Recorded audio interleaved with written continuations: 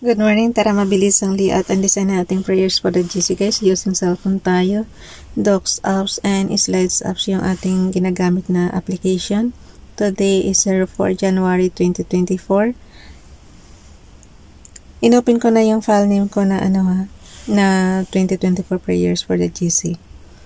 Ang ating font today is Comforta, size 12, text color ay orange pero dinarken ko siya ng kaunti. And then, ang ating highlight color is blue pero nilighten ko rin siya. Parang sky blue lang. So, yun. Type na yan.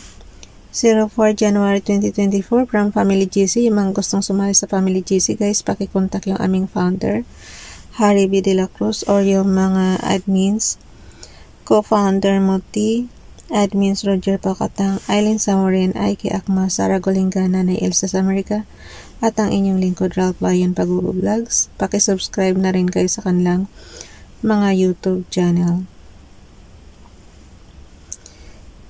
So, dito tayo sa Hebrews Bible from Ralph Bayan Pag-vlogs. Yeshaya, Isaiah chapter 49 verse 25. But thou said, Hashem, even the Shebikibor shall be taken, and the Malkoak of the Arits, the pierced the tyrant, shall escape, for I will contend with him that contended with thee, and I will save thy banim. Basahin natin sa ating magandang balita Biblia, guys. Sabi ko nga sa inyo, everyday tayo may matutunan dito na Hebrews word. So, basahin na natin yung Isaiah chapter, sa magandang balita, Isaiah chapter 49 verse 25, para maintindihan natin kung ano ibig sabihin ng Hashem. Ito siya nakalagay. Ang sagot ni Yahweh. So yung Hashem, guys, is Yahweh. Ganyan ang mangyayari, itatakas ng mga kawal ang kanilang bihag. Malkoak of the Arits, the pierced the tyrant. So, yung Shebigibor is mga kawal. Itatakas ng mga kawal ang kanilang bihag at babawiin ang sinamsam ng malupit. Ako ang haharap sa sinamang laban sa iyo at ililigtas ko ang iyong mga anak. So, sa Tagalog, guys, ang Yeshaya chapter 49 verse 25, Isaiah chapter 49 verse 25. Ang sagot ni Yahweh, ganyan ang mangyayari, itatakas na makawal ang kanilang bihag at babawiin ang sinamsam ng malupit. Ako ang haharap sa sinamang lalaban sa iyo at ililigtas ko ang iyong mga anak. So yan ang ibig sabihin niyan. Basta kayo na mag-isa-isa niyan mag-interpret, guys, yung ayon sa inyong naiintindihan na salita. So basta ang ibig sabihin ng Hashem is Yahweh, Shebigibor ay kawal. Basta isa-isahin nyo na lang, ha? Kaya na at wala tayong oras, nagmamadali na rin tayo. Dito naman kay Princess Diane Channel sa kanyang hindi siya Hebrews, siya, KJV Bible naman ito. Let thine eyes look right on, and let thine eyelids look straight before thee. Proverbs chapter 4 verse 25. Dito naman sa repost prayers natin, guys, 04 January 2023 from Family GC pa rin, Princess Diane Channel, nakalagay sa kanya. And the Lord spake unto Moses, saying, Phinehas, the son of Eleazar, the son of Aaron the priest, hath turned my wrath away from the children of Israel, while he was zealous for my sake among them, that I consumed not the children of Israel in my jealousy. Wherefore say, Behold, I give unto him my covenant of peace, and he shall have it, and his seed after him, even the covenant of an everlasting priesthood, because he was zealous for his God, and made an atonement for the children of Israel. Numbers chapter 25 verse 10, 11, 12, and 13. Alam nyo, guys, mapanibog talaga si Father God, kaya huwag kayo sumamba sa ibang Diyos-Diyusan. Sa Kanya lang talaga kayo. Kay Father God lang talaga. Dito naman tayo, repost prayers pa rin kay Nanay Elsa sa Amerika. Maraming salamat, sis. Last year ito. Life can be happier and stress-free if we remember one simple thought. One simple thought. We can't have all what we desire, but God will give us all we deserve. Good morning. That's true. Kasi guys, minsan may gusto tayo pero ayaw ibigay ni Father God kasi hindi siya na ibig sabihin may dahilan para hindi ibigay sa yun, pero ang ibinibigay ni Father God sa iyo yung karapat dapat ng papa sa iyo. Yun. Kaya kapag humiling kayo tapos hindi ka agad natutupad, huwag po kayo mawala ng pag-asa. Ibibigay yan in the right time. So, ilagay na natin dito sa baba yung ating cursor. Mag-screenshot na tayo. Skip tayo ng 2 para lumaki yung ating display. Yung ating pinaka kasi napakaliit ng cellphone ko guys. Napakaliit. Ito, pag i-screenshot lang natin yung mga yan. Kay si Elsa, i-screenshot din natin yan. Paano ba mag-screenshot? Ituturo ko sa inyo kasi lalo na sa mga sumasali sa GC, magdidikitan kayo, kailangan natin ng resibo. So, on and off button and love yung button. Pagsabayin nyo yan, click. Since 3 yung ating prayers, so 3 din yung ating screenshot. Hala, ayaw magkasya. Uulitin ko ulit to. Ayaw magkasya guys. So, hindi tayo maglalagay ng spacing. I-ano ko lang to kay Princess Diane channel. Ayusin ko lang sandali. Pindutin nyo lang yung lapis kung gusto nyo mag-edit. Tapos, skip ulit tayo 2. Yan. Para magkasya sa display. Ang liit kasi talaga ng cellphone ko. Pasensya na. So, yan, pag nagkasya niya, halimbawa, yan, kasya na siya, on and off button lang siya, and low volume button. Naku, ang bilis talaga ng oras ko. Hindi na ako nakakapunta sa slides, guys.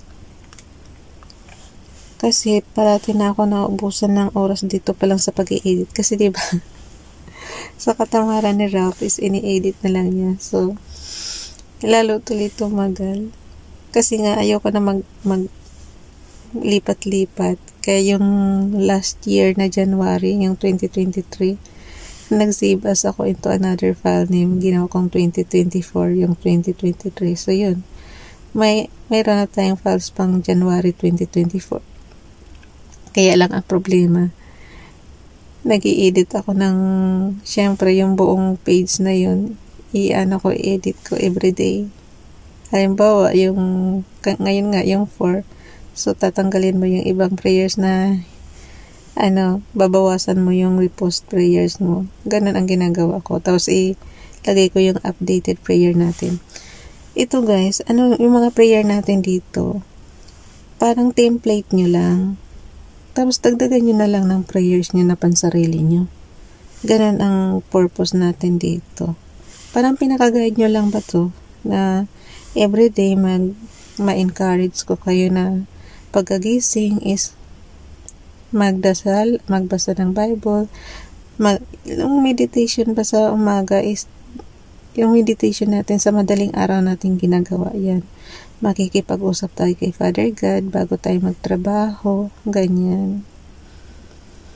Alam niyo, magaan kaya sa buhay pag kayong parati ka nagdanalangin kay Father God. Pero may ilang taon na natin to ginagawa. Kasi guys, ang tao naman, kahit anong sama mo, kung gusto mong magbago, at the end of your life, magbabago ka talaga kung gugustuhin mo. Pero kung ayaw mo, hanggang sa kamatayan mo na, hindi ka talaga magbabago. Halimbawa, masama ka nung kabataan mo, tapos medyo pag ganitong before 60 is magbago ka, syempre, ang tinitingnan niya ni Father God, yung huli mong gawa, kung mabuti ba o hindi. So, yun. Tsaka kanya isasama sa kingdom. Sa kingdom niya. Yun. Pero sabi ko nga, kung ako lang masusunod, ayaw ko ng second life. Ayaw ko ng may buhay pa na yung pag after natin na mamatay. Kasi sa buhay natin ngayon, di ba hirap na nga tayo. Tapos mayroon pa tayong For example, kung talaga makasalanan ka, di syempre hindi ka tatanggapin sa langit. Doon ka sa, nag-aapoy na impyerno. Kung ganyang mahirap ka na nga dito sa mundo, tapos afterlife, ihirap ka pa rin. Parang napaka-unfair naman ng life. Kaya talaga, kung maaari lang, ayaw ko talaga ng second life. Yung after mo ng wala na talaga, deadball ka na. Wala, ko lang yun. Opinion ko lang yun, ha. Kasi talaga, kung magkaroon pa tayo ng afterlife pa ulit, yung halimbawa, matay na tayo dito. Lalo na yung may mga sakit, diba, hirap na yun sila sa mga sakit nila. Siyempre, yun, gusto na rin na pawiin na lang yung buhay, diba, para hindi na maghirap talaga sa sakit. Ang problema kung doon ka dadalhin sa impyerno, mas malalong masakit yun kasi parang yun, parang ang init-init nung dagat-dagatang apoy na sinasabi, diba? Kaya yun. Kaya ayaw ko talaga ng afterlife. Pero kung yung afterlife may ipapunta ka sa heaven, di syempre gusto ko yun. Ganun lang kasimple. Pero pagka sa impyerno, ayaw ko. Kasi katulad ko, naghihirap ka na nga dito sa mundo ng earth, maghihirap ka pa pagdating doon sa sa kabilang buhay. Kaya kung ako lang talaga masusunod, syempre gustuhin mo na yung ito na lang, yung buhay na lang natin dito.